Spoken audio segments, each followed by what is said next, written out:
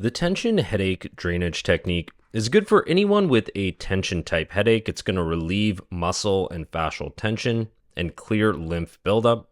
It's going to be good for stress and anxiety by promoting parasympathetic tone. And it's also good for anyone with eye strain and jaw tension. It's going to clear lymph around the orbits and also the masseter muscle. To do this technique, you're going to have the client lying on their back and you're going to sit at the head of the table. Place your fingertips above and medial to the eyebrows, and then begin a slow, gentle stroking motion using effleurage, moving across the forehead and inferiorly towards the ears and towards the neck. I like to do the squeegeeing with my thumbs here, moving towards the ears, moving down towards the neck, and you could do this for 30 seconds to 2 minutes. You can move up different levels of the forehead as you do this. And I also like to combine this technique with the maxillary drainage technique.